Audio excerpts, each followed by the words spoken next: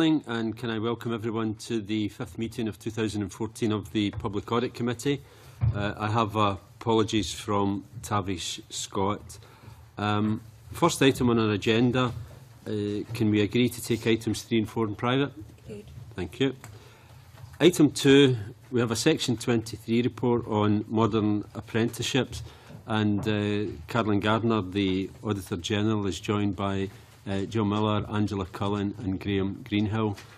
So, Auditor General, can I welcome you and invite you to brief the committee? Convener. Developing the skills and employability of Scotland's workforce is one of the Scottish Government's main priorities. Young people in particular have found it difficult to find jobs since the economic downturn, and the Government's target to provide 25,000 new apprenticeship places each year is intended in part to help young people find employment opportunities. Apprenticeships also have an important role in developing the workforce skills that are needed for economic growth. Skills Development Scotland administers modern apprenticeships on behalf of the Scottish Government. My report focuses on SDS's role and the £75 million worth of funding it distributes annually to training providers to train and assess apprentices. It assesses whether modern apprenticeships provide value for money by examining apprenticeship costs and performance information. It also looks at how well modern apprenticeships are managed and whether there's scope to make improvements and efficiencies. I'd like to outline our findings in 4 areas. First of all, almost 26,000 people started a modern apprenticeship in 2012-13, which is more than double the number in 2008-9. The increase follows the introduction of a target of 25,000 new apprentices in 2011-12, which Skills Development Scotland has achieved in each of the last 2 years. This is a significant achievement due to the uncertainty of employer demand in challenging economic circumstances. Within the overall target of 25,000, the Government's got a number of priorities. It requires SDS to maximise the number of apprenticeships for 16 to 19-year-olds in key sectors of the economy and in apprenticeships which include higher levels of qualifications, that is, at level 3 and above. It also requires SDS to continue to increase the number of people who complete their apprenticeship. SDS is performing well against these priorities, although it has reported some challenges. For example, achieving high numbers of apprenticeships for 16 to 19-year-olds at the same time as higher levels of apprenticeship is difficult. Higher level apprenticeships are often more appropriate for individuals with more work experience who tend to be older employees. Prioritising apprenticeships in key sectors, and in particular key economic growth sectors, is also challenging because apprenticeships in those sectors aren't as well established as they are in the more traditional sectors. My report therefore recommends that SDS should target employers in key economic growth sectors to raise their awareness of apprenticeships and to encourage them to take on apprentices. Secondly, between 2008-9 and 2012-13, spending on apprenticeships increased in real terms from around £60 million to £75 million. Around 25% of annual spending is now on new apprentices and 75% is on apprentices in year 2 or later of their training.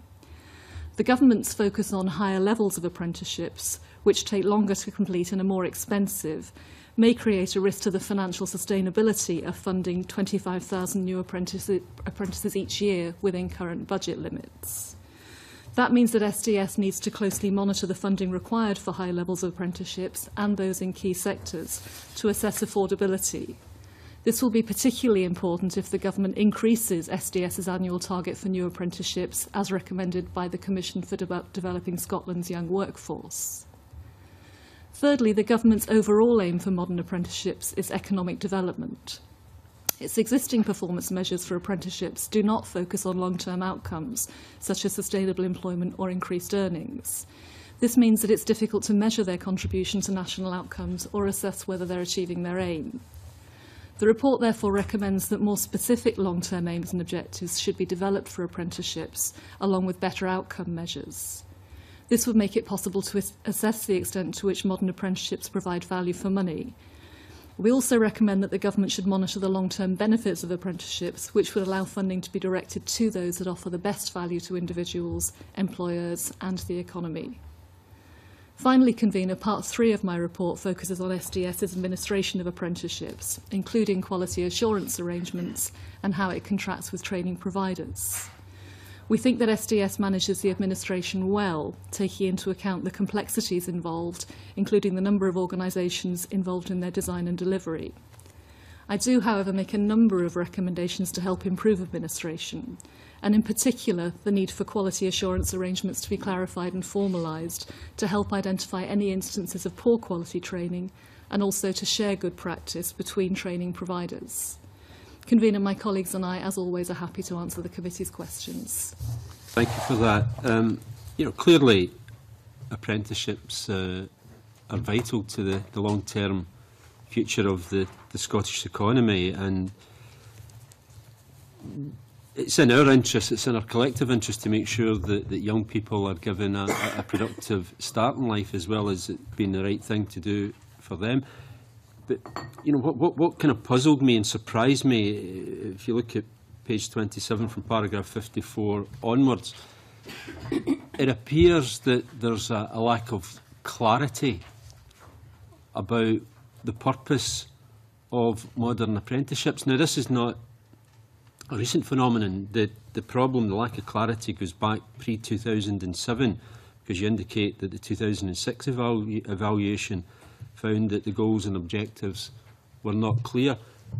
So we have a situation where we all accept that apprenticeships are vital to the success of the Scottish economy, that young people should be given a start in life, and yet for many years, possibly 10 years or more, because the 2006 evaluation would have referred back a couple of years, we haven't been clear about goals and objectives. Now, in a sense, it's both surprising but also absurd that for something so significant, collectively none of the political parties in power at various times have been able to do that, but also that the officials responsible haven't helped to bring a focus to it.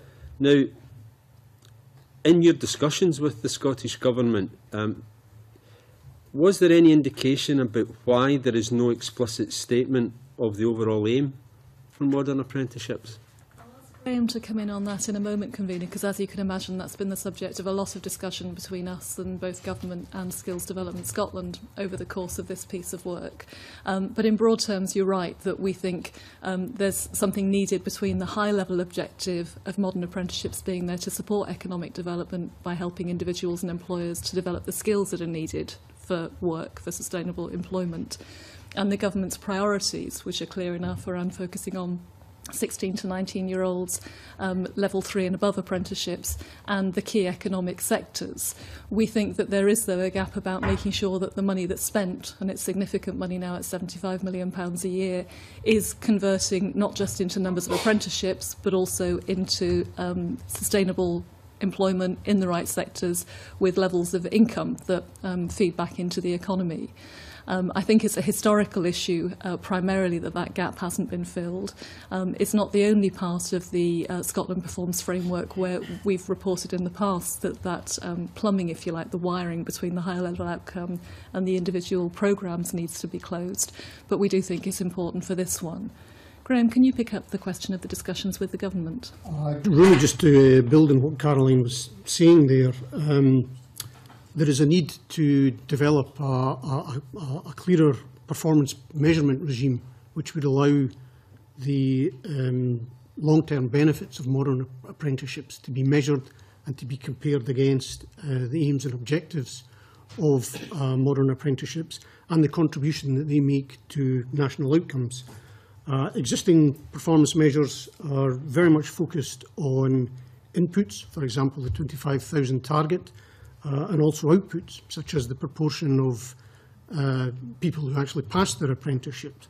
But there is a need to extend these existing performance measures to much more look at outcomes, such as Caroline suggested, the contribution that modern apprenticeships make to sustainable employment. Now, Skills Development Scotland has done a certain amount of work in that regard, beginning to look at the longer-term benefits of modern apprenticeships.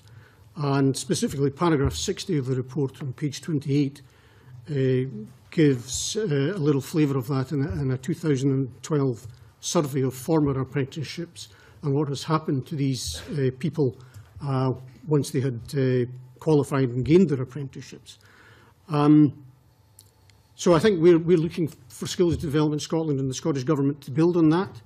I don't think it's necessarily an easy task that we're asking them to do, but it is important that they begin to address these kind of things.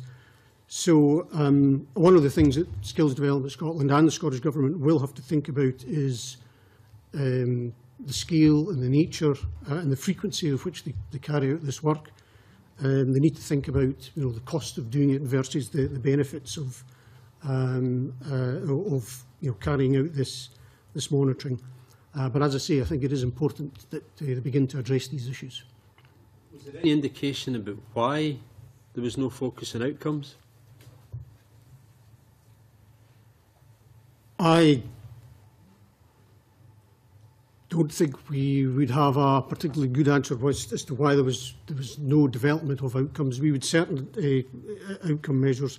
We would certainly see it as a good practice and something that the Scottish Government and Skills Development Scotland should be taking forward. Is there not a danger that if you don't know why you're creating modern apprenticeships, you don't know why you're investing in them, you don't know what the intended outcomes are, then you simply fill places for the sake of filling places rather than for the purpose of developing individuals who are going to make a wider contribution to the economy? That's certainly a risk, convener, and it's why we looked, for example, at the difference between the number of apprenticeships planned in each sector at the start of the year and the number actually funded at the end of the year, because SDS is very clear that it moves funding if it's not likely to be used in one sector to another. In most sectors, the difference isn't very great, and that suggests that that risk is not as big as it might be.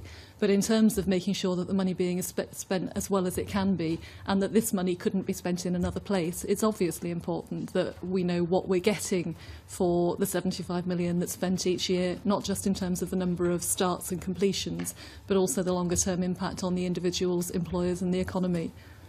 Is there any evidence that in any sectors people who are already in employment are being rebadged as modern apprentices? I'll ask Graham and Jill to come in on the detail there, but actually the starting point of the modern apprenticeship scheme is that people must be in employment. So the fact that people were in employment and are then being trained through the modern apprenticeship scheme isn't in itself a bad thing. It's another reason why this clarity about what we're getting for the investment is such an important one. Yeah, perhaps I phrased that badly, but actually doing the job, there's a difference between a modern apprenticeship and simply doing any kind of work. So is there any indication that people are having the same job rebadged as a modern apprenticeship? If you look at Exhibit 3 on page 14, Convener, it sets out the way the modern apprenticeship scheme works. And you could see just by a glance at that actually it's quite a sophisticated, some might say complex framework, which has to involve an element of training as well as simply being employed in a job. So there isn't scope to simply rebadge an employee as an apprentice, and in any case the employer wouldn't benefit much from that anyway because the training contribution goes to the training provider. We do say in the report, however, that one of the gaps in quality assurance is about the quality of workplace training. The Wood Commission also has recommended that the quality assurance arrangements should extend to look at that, and I think that's probably the important question around this. Graham looks as if he may want to add to that. To paragraph 29, Skills Development Scotland's analysis suggested that last year just over half of new apprentices had been employed for 6 months or less before starting their apprenticeship, and just under a third had been in employment for a year or longer before they started their apprenticeship. Is there any indication of those numbers about whether they were simply doing the same job or whether there was any element of change and added training? I don't think we have that level of detail. Actually, it was to ask just a comment there about the correlation between the aims and obviously the money that goes into various sectors. Could that be covered by the Scottish Government, for instance, have made no shortage of information available that they want to do more in renewable industries. Now, obviously, if the companies are not there at the moment, you're not going to be able to place possible apprenticeships in there. And this ability to change sector money, so to speak, would always be fluid because of the fact that if you do have inward investment, some investment for particularly higher level apprenticeships would come on stream. Now, does that not, to a certain extent, and I welcome the report, I think it's quite a positive report, but does that not, in terms of the aims issue that we're dealing with here, explain quite a lot in itself and makes it kind of easy in terms of outcome analysis? It's certainly one of the challenges. I said earlier that the Scottish Government's priorities include targeting modern apprenticeships on the key sectors. And within that specifically, they've asked SDS to target to start 500 new apprenticeships each year in the energy and low carbon sectors. Now, they don't publish performance against that, but they told us they met it in 2012-13. The challenge there, I think, is that, first of all, information isn't collected simply on the low-carbon sector, so any apprentice doing an apprenticeship in an energy company would be categorised against that 500 target. And secondly, there isn't a tradition for many low-carbon employers of using apprentices. They would often employ graduates instead. And one of the things that SDS tell us they are doing is trying to build relationships with the employers in that new economic sector to help them understand the way that apprentices could help to fill the needs of their business and to complement their graduate employment. But again, it's one of the areas where we think having those very clear measures of what's actually been achieved by the investment being made is so important, given the importance of that sector to the economy in the longer term. I think that just for the supplementary or something. Convener, I must say that this is probably one of the most positive reports I've seen coming forward, and it's to the credit of SDS that the Auditor General has been so fulsome in our praise of what they have achieved, and that's excellent. I suppose the only thing we're coming back to in this and what we're discussing is the old story of statistics and what figures can be produced and aren't being produced. You said, Auditor General, in your opening remarks that you felt it would be difficult to get some of these figures together. Could you maybe expand a little bit on that so we can better understand, the sources of these and why it would be quite difficult? I think there are two elements to the recommendation that I'm making. The first is about the Scottish Government itself being clearer at the level between economic development and the priorities that it's set, what it expects to happen in terms of outcomes because of this investment of 75 million, over and above saying 25,000 new starts, focusing on 16 to 19-year-olds, increasing completion rates. What does it want to see in terms of the number of sustainable jobs, income levels, and the other things that we all think modern apprenticeships have the potential to achieve? And that bit of the connection between the high-level outcome and the way the money is spent, we think, needs to be better articulated. We also think the second part of the equation is that SDS itself needs to improve the information that it collects on a routine basis about what happens to each of those nearly 26,000 new starts last year as they go through their training. And it needs to do that, obviously, without making an industry of it. We know, for example, in the higher education system, UK-wide, there's an awful lot of effort that goes into collecting information about the destinations of graduates and what happens to them. It's more difficult to do that for apprenticeships, given the range of employers involved, the fact that many of them are quite small employers, the fact that there's a wide range of different training providers involved in it. And it's why the work that SDS have done so far to build on the sort of survey data collection that they do is important, and also that it really does tie back to that clear statement of government about what it wants to achieve. Without having that statement, you can collect a lot of data that's really not germane to the main purpose of spending the money. And that bit of the link between government setting an objective and then allocating money to it, we think is the framework that's needed for SDS then to collect the best information it can with the sector skills councils, with employers, and through the existing collection mechanisms that are around through ONS and other ways of doing that. I can well understand the desirability of gathering these figures and the need for it. It sounds quite a challenge, to be honest. given the nature of this particular initiative. I mean, just determining what is sustainable employment, that in itself, I mean, what is sustainable employment? How does somebody have to be in a job for 5 years or 6 months or whatever? There's all sorts of definitions within that. And the complexity of collecting them. Do SDS have the systems now to be able to do that? At the moment, their systems don't collect it routinely, and they do rely on occasional surveys, some of which are in place for other purposes, like ONS data collection. We also highlight the fact that their IT system isn't as flexible as it might be in terms of allowing training providers and employers to tap into it to pull out the information that they need to. Graham, I think, would be able to tell you a bit more about the extent to which they can fill those gaps and the extent to which it will be difficult to do that at proportionate cost. I think it is a difficult job. It's certainly something that Skills Development Scotland and the Scottish Government will need to think very seriously about how best to do that.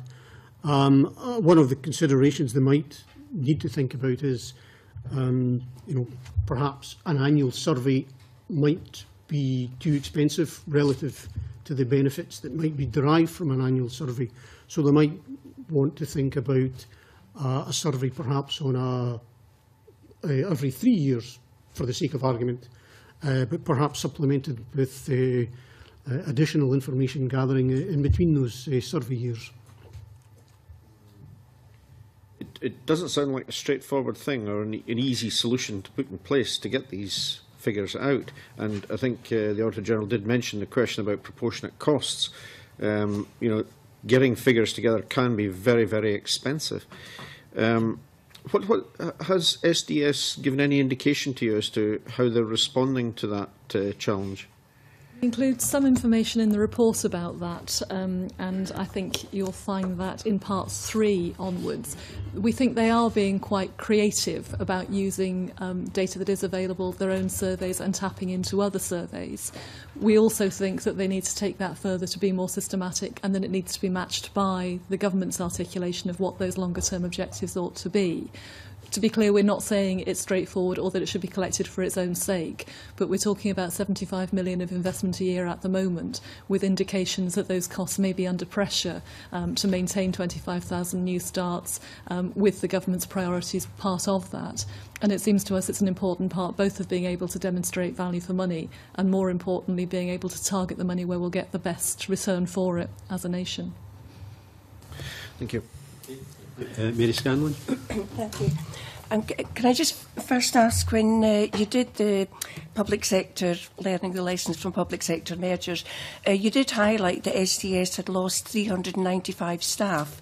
Has that impacted in any way on, I mean, there are, you talk about their contract and allocation process, time-consuming, costs are not known, etc. Do you feel this loss of nearly 400 staff has impacted in any way in their operation? That particular report predated my time as Auditor General. We do say in paragraph 62, though, that the savings targets that the government has set for SDS has meant significant reductions in the number of staff that they have, and we draw the conclusion that against that reduction and the complexity of what they're being asked to do, they're managing modern apprenticeships pretty well. But obviously it will play into the challenge of being able to balance the demands on them and meet new demands, like the collection of better information, because people are trying to do more with less. Angela, do you want to add to that? Yeah, I mean, just to add one more thing again in the same paragraph, we do highlight that with hindsight, we're very aware that SDS's role has changed quite substantially since 2008, and it's very much more focused on employer engagement and promoting apprenticeships now than what the predecessor organisations did before SDS was created. So it has a very different role in the public sector now to it had previously. It's helpful. Can I just say the figure that jumped out at me, we were all used to 10,000 apprenticeships in 2008-9, 10,000-ish, and the budget was 60 million, so the average spend per apprentice was about 5,660. If we take the additional number of apprenticeships, there's been a 143% increase in apprenticeships, but a 24% increase in funding. So if we just look at that additional, add-on, we're actually now down to £993 per apprentice, an additional 15 million for an additional 15,100 modern apprenticeships. So the average spent per apprentice is 993. So can I just ask, if I can follow on from that, just to complete the question. The convener was asking about, I've lost my place now, I think I found it, about training that was already done that, if I can just add on, that is perhaps now being classed as level 2 apprenticeships. Now, what you've said in paragraph 14 is that SVQ level 2s were introduced in 2009-10 to replace skill seekers training programme. And that also paragraph 34, I think 60% of apprentices now in the hospitality sector are doing level 2s. So, excuse me, in response, or to follow on from where the convener was, people in the hospitality sector were being trained before 2008-9. They were being trained under the Skill Seekers Training Programme. I know I was an FE lecturer, some of them came into college as well. After 2008-9, this level 2 training that was Skill Seekers is now called a modern apprenticeship. Is that the reason why we've been able to achieve 25,000, an additional 15,000 apprenticeships for an additional 15,000 for an additional 15 million? Reason. I'll ask Graham to come in a minute, but as you can imagine, we explored that question of the falling average cost per apprentice quite closely to try and understand what was going on there. Two main things, I think. One is the introduction of the level 2 framework to replace the old skill seekers approach, and second, the introduction of funding for apprentices over 25 whose contribution levels are lower. I think that all works into it, but Graham can give you a picture of the way in which those figures come together. I'm not sure I fully followed your calculations, but I'm sure they're correct. The one thing I would... 15 million for 15,000 works out on my wee calculator at 993 each person. The one thing you do have to remember is that the target refers to starts. So in any one year, there will be apprentices who are starting, but there will also be those who are already in training, and therefore they will also be attracting contribution rates, and they will be costing money for the Skills Development Scotland. Paragraph 27 of the report indicates that the average spend per apprentice, i.e. someone who starts in any one year or who already began the year in training, fell from around £2,300 in 2008-9 to £2,100 in 2012-13. And the main reason for that is, as you suggested earlier, there has been quite a growth in level 2 apprentices, which tend to attract lower contribution rates, and it's that that's driving down the cost per apprentice. Do you understand where I'm getting my figures from? It was 60 million for 10,000. It's now 75 million for 25,000. So I'm looking at the additional 15 million, which has brought forward 15 million apprenticeships. So if you take the 60 million for 10,000, that's 5,660 per apprentice. If you take the additional 15 million for 15,000, that's less than 1,000 per apprentice. Do you? I fully understand your maths. Yeah. I understand your maths. The reason for that, however, is people who are already in training. So that whilst the cost of the amount of money, £60 million that was being spent in 2008-9, does not necessarily just relate to the 10,500 apprentices which actually started their apprenticeship that year. There would already be a number of apprentices in training who had started in previous years. So it's 12-13. Exactly, yes. Yeah. My point is that there has been a vast increase in the level 2 apprenticeships. Sorry, I haven't got the figure to hand. Level 2 is now 42% of all apprenticeships as of 12-13. There's been a huge increase in level 2. My point is, were people being trained under the Skills Seekers programme who weren't called apprenticeships, that training was still being done, but they're now being, I welcome any training, but they're now being called apprenticeships, and it is cheaper for a level 2, because you've said yourself some training is 6 months, some is 3 years. So that, you know, that's why we've been able to achieve an additional 15,000 apprenticeships for £15 million. Because they are, the modern apprenticeship is the name that is now given to the programme that was previously called Skills Seekers. So my final question, Convener, has there been a net addition of a net addition of training, or how much of the new modern, the additional 15,000 were previously being trained under the Skills Seekers programme? We don't have expenditure data with us on the Skills Seekers programme, but I think what we can do is come back to you with a further analysis of those numbers. Convener, if I just can get one thing. I was surprised when the colleges came along to, I think it was Margaret Monckton from Perth, who, you know, you're more aware than anyone about the cutbacks to the college sector in recent years.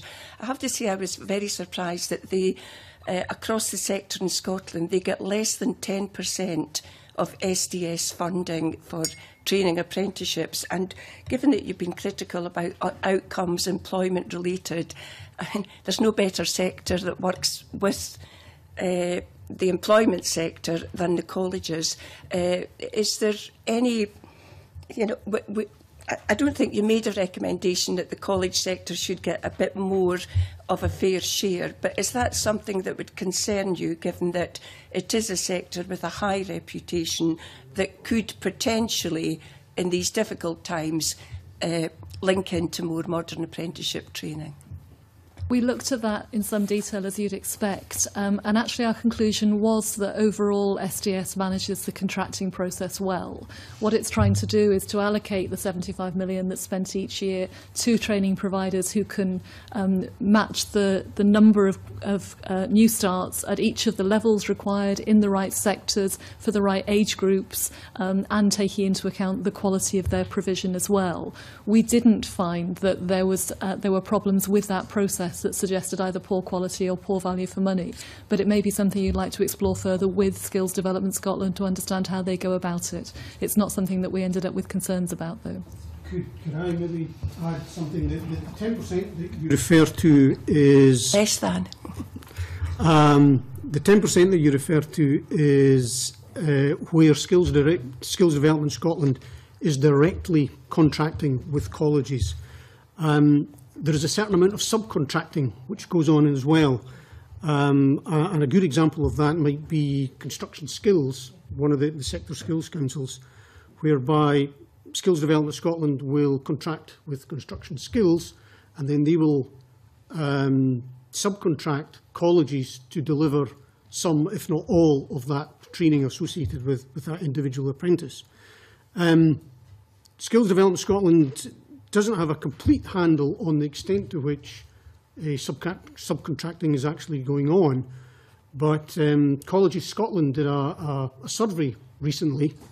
24 of the 32 colleges which then existed replied to that survey, but if you extrapolate the results of that survey, it comes out that something like between a fifth and a quarter of all apprenticeship training is delivered, at least in part, if not in whole, by colleges.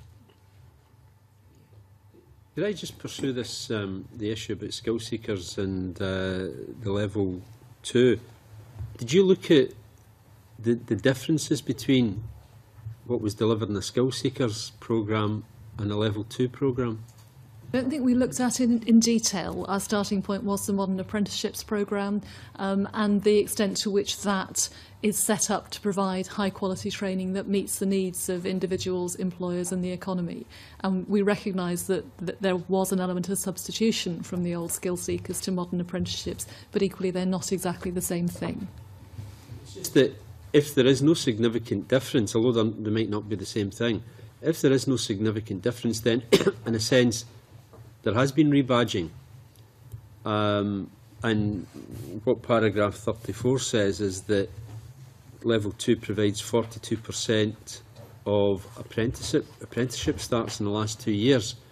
So it's kind of easy way to achieve your target is simply take people from skill seekers, call them modern apprenticeships, and unless there's something significantly different, then you know what's been achieved. I don't think we'd agree that it was rebadging. I think it's a shift in the form of training for those lower skilled types of jobs. And it's clear that there was a demand from employers for those level 2 apprenticeships being provided in a way that wasn't the case before. Now, it's one of the tensions which is inherent within the government's current set of priorities, that for 16 to 19-year-olds, level 2 apprenticeships are often more appropriate than higher level apprenticeships, and employers themselves in sectors like hospitality and retail and others are looking for level 2 apprenticeships and not more highly skilled ones. So there was an element of substitution, as I said, but I don't think that's a wholesale rebadging of everybody who was doing skill seekers training previously now coming under the badge of level 2 apprenticeships. What we'll have now is if someone says I've completed an apprenticeship, actually the key question is not that you've completed the apprenticeship. The question is what level of apprenticeship have you completed, because there are significant differences. So you know, it's not particularly helpful if we just talk about apprenticeships given the variation within that sector. Exactly right, and that's why we've tried to break down in the report the variation between the different levels, the different sectors, since there is a real focus in government policy on things like energy and low carbon, as opposed to retail and hospitality apprenticeships at the lower level, and the extent to which people of different age groups have got access to them. That information is what we've tried to pull together here as far as it's available, but linking that back again to what the objectives are for the investment that's being made seems to us that the next critical step in demonstrating that it is achieving its aims. Yeah, okay. Ken McIntosh? Thanks. I actually want to pick up on the exact same subject, if I may. Clearly, I think as Mrs. Scanlon said, we all, I mean everybody involved in this and all politicians I think support training for young people and for the whole workforce. But the issue of quality, which emerges a couple of times in your report, I'm trying to work out whether or not the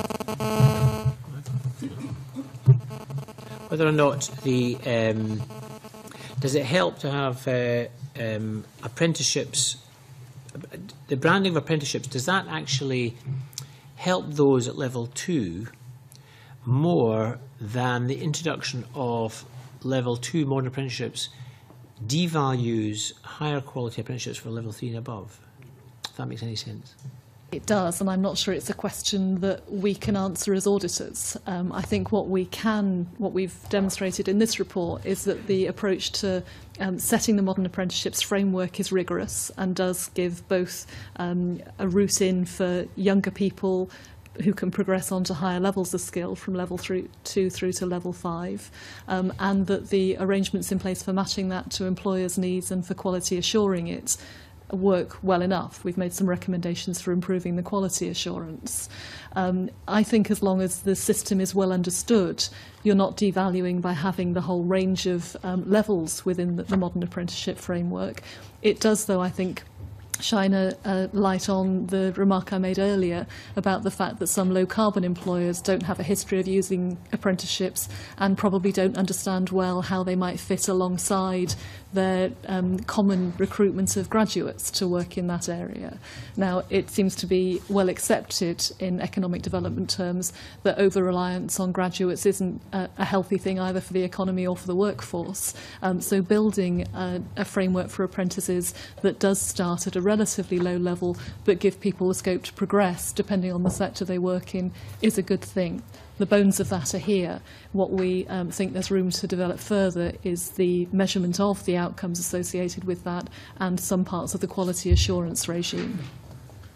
I hear what you're saying. Do people progress from level 2 apprenticeships to level 3 or 4 above? I think it differs in different sectors. Graham and Jill may be able to tell us more about that. Jill? We don't actually have that information to hand. We might be able to get that from SDS if they can see if an individual on each level in apprenticeship, what qualifications they might have had prior to that, but we need to double check that for you. I mean, I think that articulation between different levels and between apprenticeships and other levels of education is important. I wasn't quite sure how much it happened. I mean, the interesting thing is that you note repeatedly, I think, that you comment on the recommendations of the Wood Commission about promoting level 3 and above. I think the importance of encouraging vocational opportunities and giving them the status that academic opportunities have is crucial to the economy and to government objectives. Just trying to work out whether you have any. You don't seem to have any recommendations. You know what I mean? You talk about it, but you don't seem to recommend a particular course of action in that. We haven't done, and I think probably because that is a policy question rather than an audit question. We work closely with the findings of the interim report of the Wood Commission, and we've reflected that in here. But I think it is a policy question, and I think it's actually very closely linked to articulating more clearly what the objectives of modern apprenticeships are over and above the number of new starts and the priority areas. I think that's part of what government might articulate in setting out what it's expecting this spend to achieve. So basically, it might be helpful if the government was to state its policy more clearly in this regard. Yes, as I said, to sort of fill the gap between the high-level objective of economic development, which is the overarching purpose the government has set itself, and the priorities which are clearly stated about numbers of new starts, 16 to 19-year-olds, the bit in between about what those investments in those types of apprenticeships is intended to achieve, including things like articulation, is very much what we'd expect to see there, and they are policy questions, not questions for us as auditors. Very brief questions. One is, perhaps just to ask Mr Greenhill to repeat something he said earlier. This is a fault of politicians, I have to say. We often talk about apprenticeships as if they're new jobs.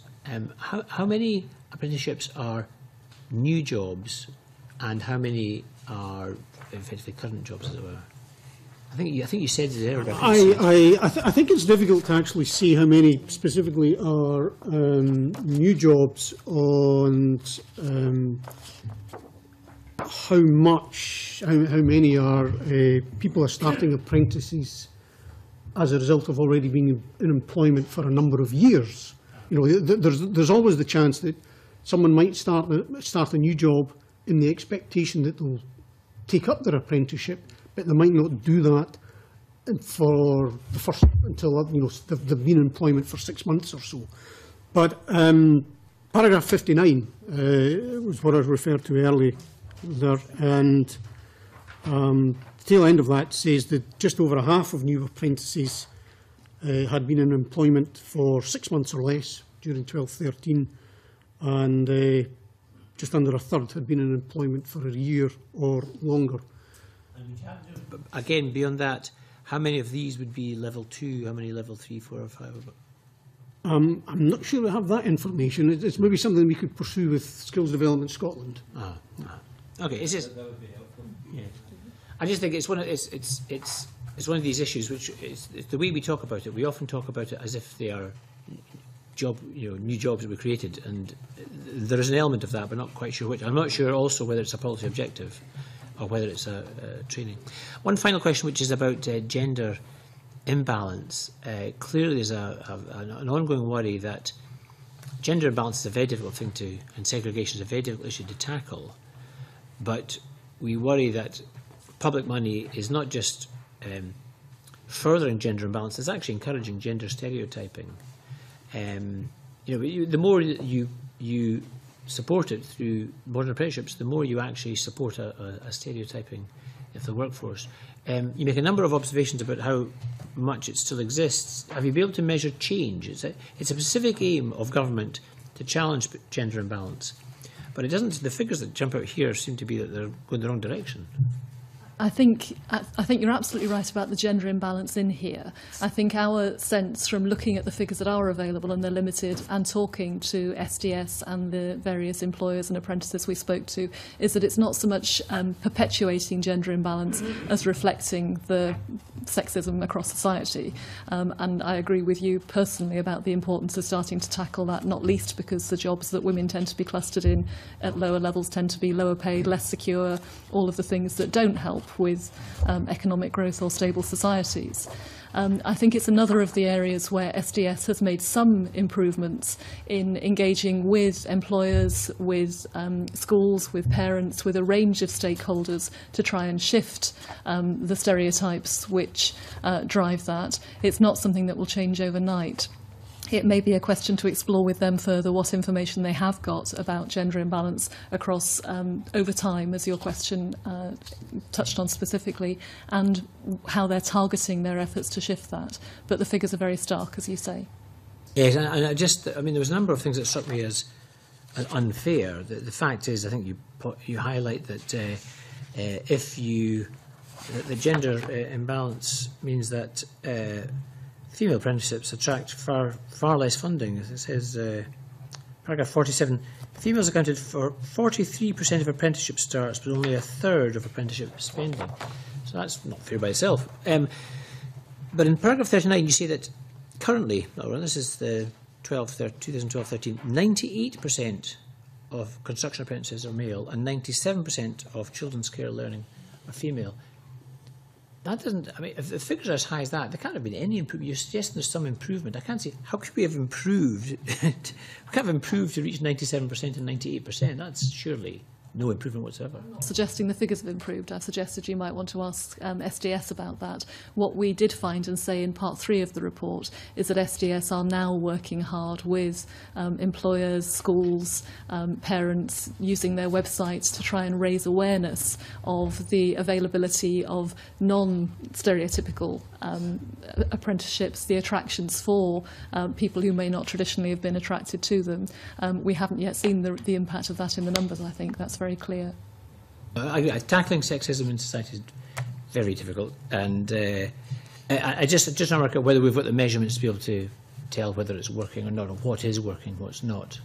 I think I think it's an important subset of the question we were talking about earlier about needing better information to understand the impact of the spending on apprenticeships on individuals as well as employers and the economy. And you may want to explore that with SDS. George, thank you. Bob Doris. Thanks very much, Convener. Just a slight aside on Mr McIntosh's question. And I chair the cross-party group on racial equality in this Parliament. One of the issues we had a little while back was the lack of black and minority ethnic individuals going forward for apprenticeships. I don't know if it's covered in this report, but what I can tell you is when we wrote to Skills Development Scotland, they I think it's my fault again. Yeah, it's not myself. My apologies for earlier, Convener, but my phones are now off. Yeah. Flight mode. Yeah. Okay. So back on to Skills Development Scotland in relation to what they were seeking to do. They acknowledged in reply to correspondence from myself that they have to do more to encourage employers who are by themselves black and minority ethnic to recruit as well. So that's just one strand of, I think there's an emerging realisation from Skills Development Scotland that whilst they're not to blame for racial and gender typecasting, if you like, and sexism or racism within society, they want to do more than just reflect those realities. They want to alter it. So I think that might be quite helpful. Mr McIntosh might appreciate that I've been in correspondence with them about another matter that is important. I'd also like to kind of thank my colleagues. I've kind of learned a little bit more about modern apprenticeships with the lines of questioning that they've had. I've been a bit reassured actually by the lines of questioning, because it seems as if there was a fragmentation of the skills and training system in Scotland, and one of the things that the modern apprenticeships in the last 3 years has done is they brought together a more robust integrated framework in relation to that, and I think that's to be welcomed, and I think the probing from my colleagues brought some of that out, and I welcome that. There does seem to be a significant success story here, minded what Mr McIntosh said in relation to gender inequalities, but fourfold increase in the amount of women applying for apprenticeships, now up to 43%, and a doubling of the overall modern apprenticeships. And I also noticed in terms of those in work after 6 months, and that those who complete their apprenticeship, 92% of them are in employment after 6 months, but for those that don't complete it, 86% of them are in employment. So reading through this, it does seem to be good news story after good news story, but where I think this audit report has been quite helpful is it's quite rightly pointed out what the next steps have to be. And the next steps have to be, well, actually, where are these employees after 1 year or 3 years or 5 years? And, for example, what percentage of apprentices are new starts into a job? How many of them are having in-work progression from a low level to a medium level, or from a medium level to a high level? And much more information on that. And also what the policy underpinning that is, because the government could have a policy which says, actually, let's get those unemployed into work and get some core skills in and do low-level apprenticeships. And that would be an acceptable thing to do. That might be in contradiction to an overall economic policy. That there could be a tension there, and we need to know what that is. So I think what I'm asking for yourself is, the audit committees I'm learning is all about collecting the right kinds of information.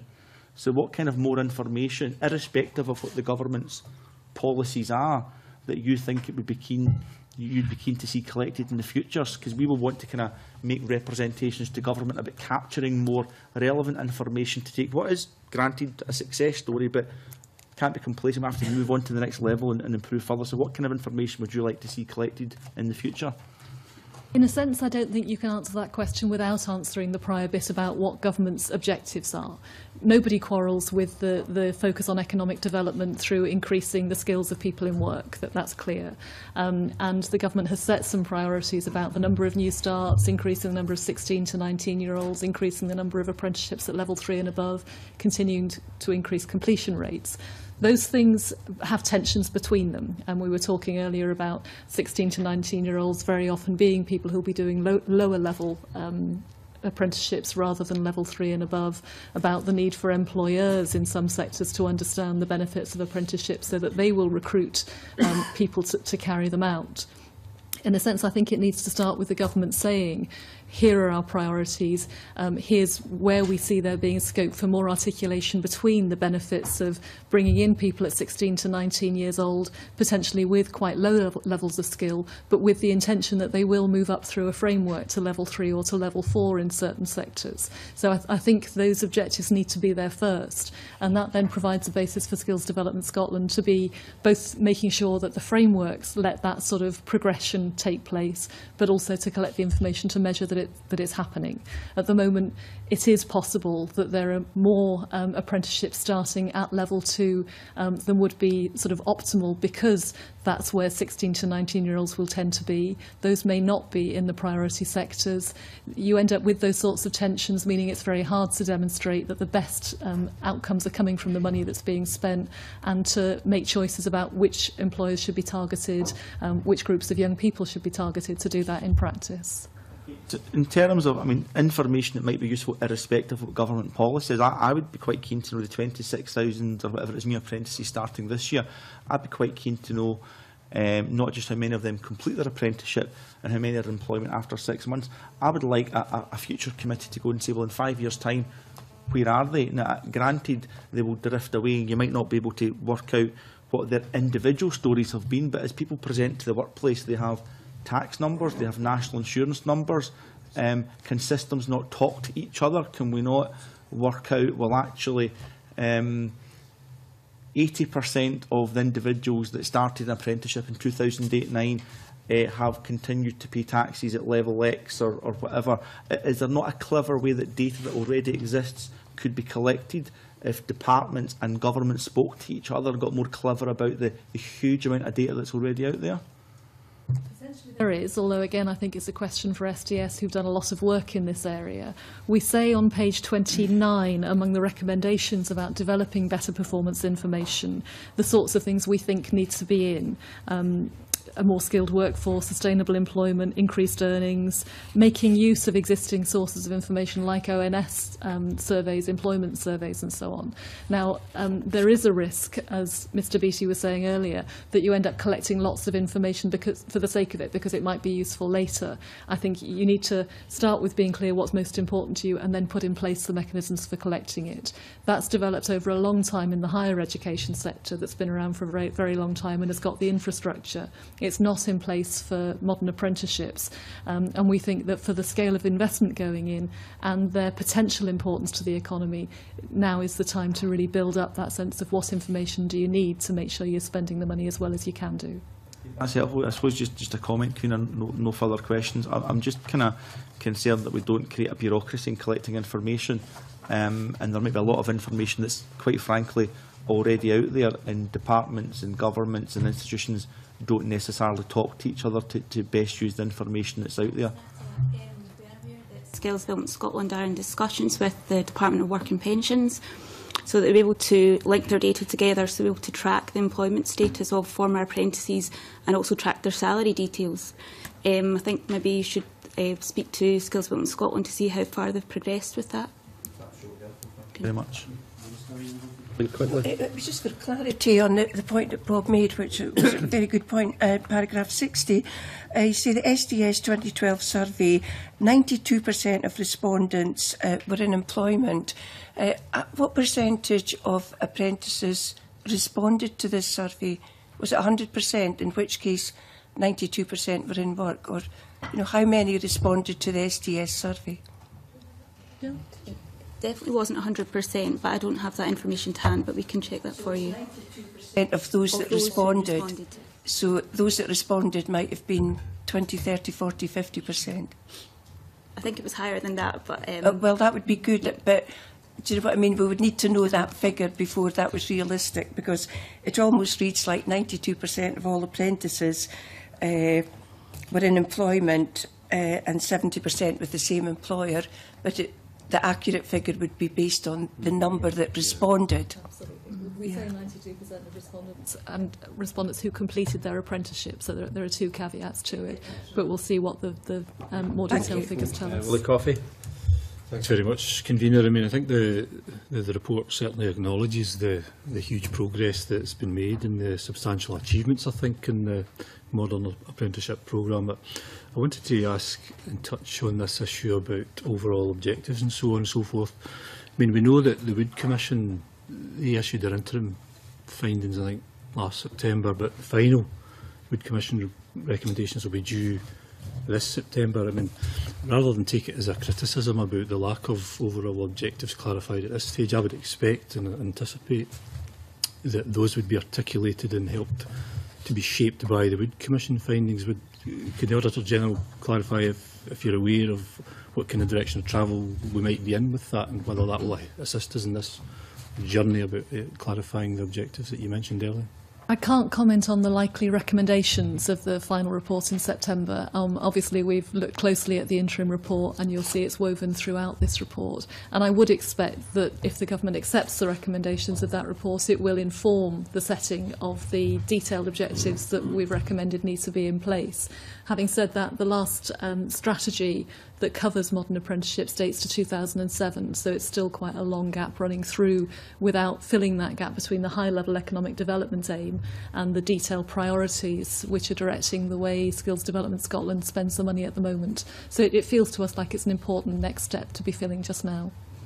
For us as an audit committee and thinking about long-term objectives for something like a modern apprenticeship programme, but our focus will principally be on the affordability and value for money, I think, and the kind of policy kind of direction for that, and achievability will perhaps be of interest to our other committees. Where's the focus, do you think, for us in trying to push that agenda forward in terms of objectives and affordability? It's a great question, and I think the answer has to be both. We've been focusing to a great extent this morning on value for money, on making sure that the government's objectives are clear enough that you can make that assessment over and above the broad objective of economic development. I think it's not possible to assess whether it's value for money because we don't have clear enough objectives about the impact on sustainable employment and the other things we've been talking about.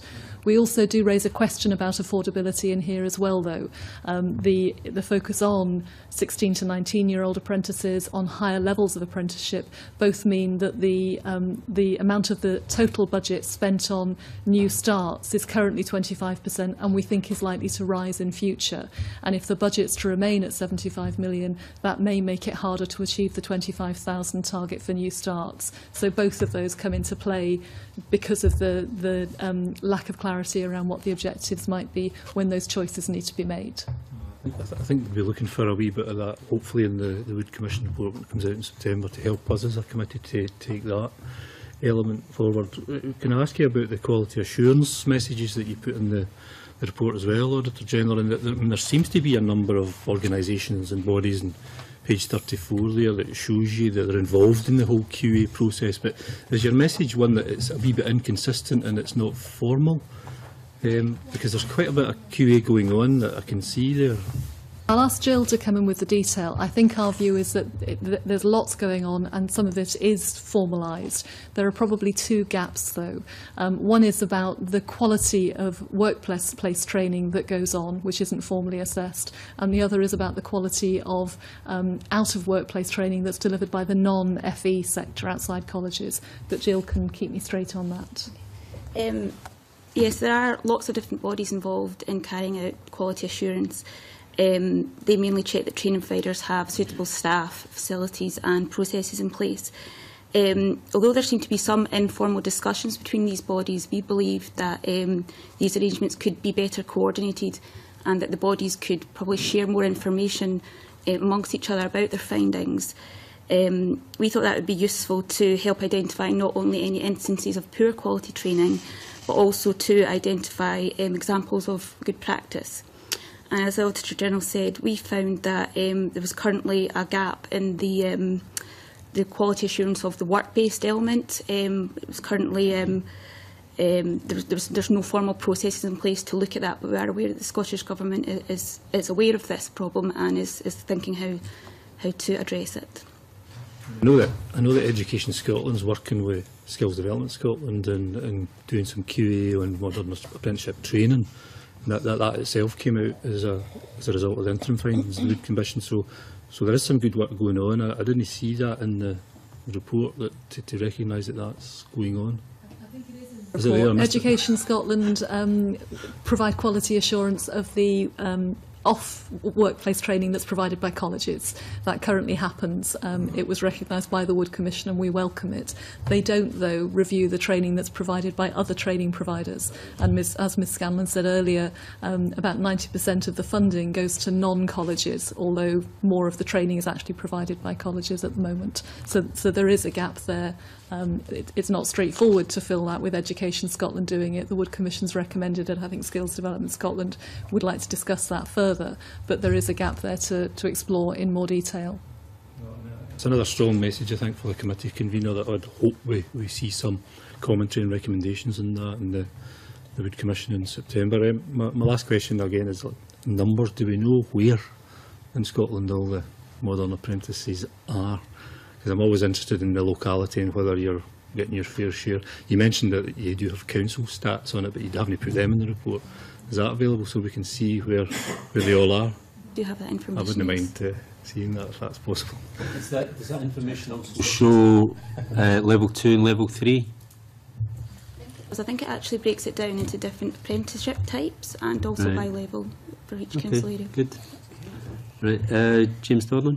The Glasgow MSP, I'm sure, will figure quite highly in those statistics for the modern apprenticeships. My colleague Willie Coffey touched on some of the things I was going to discuss, but earlier on you said that you had been in discussion with SDS about kind of their overall aims and the priority for the target and stuff. Have you had the same discussions with the Scottish Government? Yes. And in those discussions, you talked about the Wood Commission earlier on, did you get the impression that they were taking the draft report seriously and would be acting based on what was in the draft report and when the full report came out? I think the Scottish Government would be surprised if I were to comment on their response to it. I think you'd need to either ask them directly or wait for their response. But certainly we've engaged closely with both Government and SDS to make sure this report stands up to your scrutiny. Okay, I'm fairly confident that there have been positive outcomes in those discussions. I was listening to the contribution from Ken McIntosh earlier on and others, and there's a lot of discussion about level 2s. I think we have to be careful here that we don't create this sort of like, I'm probably one of the few in this room that remembers the old qualifying when you got to a certain age in primary school, when you go to junior secondary and you go to senior secondary. And I think we have to be very careful that we don't make the level 2s appear as if it's a lesser qualification. It's a really important qualification. But what I would like, and it was mentioned earlier on, was to see if there is that ladder of progression from level 2. Because for many, I'm sure that the level 2 is spot on and it will get them what they want to do. But there might well be that there's the opportunity for others that they would like to progress. So if we could get that information, that would really be helpful. I think you're exactly right. We're in no sense looking to downplay the importance of level 2 qualifications. For some people, they're the only route in, and some employers, they feel that for the jobs they have to offer, that's the right level of training. The question, I think, really is the one that you're describing about how they might provide the scope for people to progress into higher paid, more secure work for the future. Just one more question. The larger employers, do they often take a mix of level of apprenticeships, or is...